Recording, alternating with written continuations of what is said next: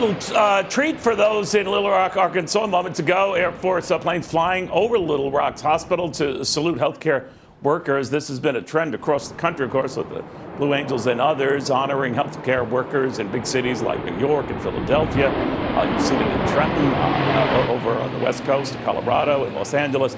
This continued to trend for Little Rock to enjoy the same kind of thing. Maybe not as many planes, but impressive just the same. I'm sure this next fellow appreciated it. Of course, Arkansas Republican Senator Tom Cotton with us right now.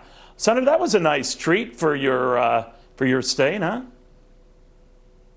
It sure was, Neil. Our great doctors and nurses in Central Arkansas and all around the state are working so hard during these trying times to keep our people safe and deliver the health care they need. So we're grateful for it, just like Americans all across the country are grateful for what our armed services are doing to honor their service.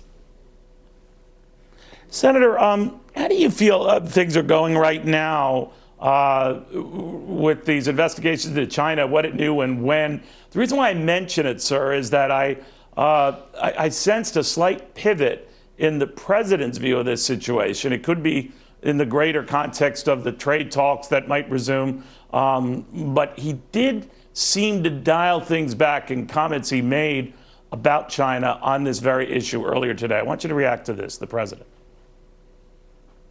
It's horrible what's happened. It should have been stopped. It should have been stopped where it came from, which was China. It could have been stopped easily and quickly, and for some reason they were unable to do it. I think they tried, but it got away from them, I guess.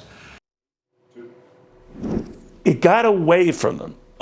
That maybe that wasn't deliberate. What did you think of that?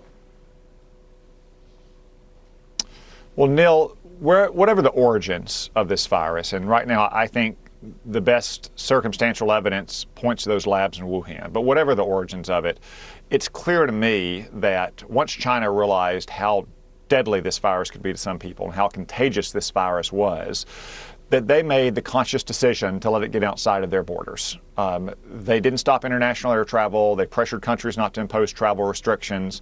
They pressured the WHO to impose travel restrictions as well, even when they knew, as far back as early December, that this virus was highly contagious and very deadly. So whatever the origins of this virus may ultimately be, even if it was an accident or a mistake, the Chinese Communist Party is culpable for turning what could have been a local public health challenge in Wuhan into the worst global pandemic in a century. So when you hear what they have said about the virus, and many suspect, I believe you're in that camp, that you just didn't trust what they were saying, how can we trust any of the trade promises they made, and they'll deliver on those? Do you have your doubts? You have your worries? I don't think we can, Neil, and I would invoke Ronald Reagan's maxim in dealing with the communist Soviet Union: trust but verify. They made commitments in the Phase 1 trade deal signed a few months ago. We need to carefully monitor those commitments. And that's one reason why the president refused to lift tariffs as a part of that deal or to promise not to impose new tariffs, because that was the main impetus for China coming to the table in the first place and beginning to stop some of its worst trade practices. But I do not think we can take the words of the Chinese Communist Party any more than we could have taken the words of the Soviet communists in the 1980s.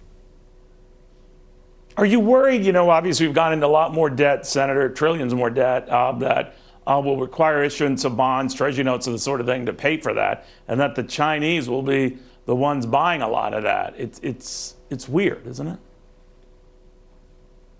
Well, it is a little weird, but ultimately the United States Treasury is the most creditworthy borrower in the whole world, and United States Treasuries trade very routinely all day long, every day, all around the world.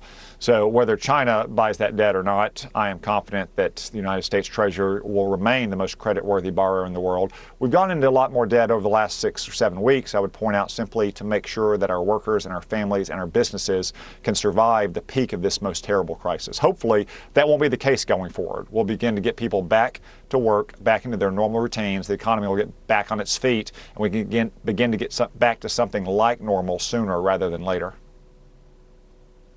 Senator Cotton, thank you very much. Good health to you, your family, and your constituents. I appreciate it, sir. Thank you, Neil.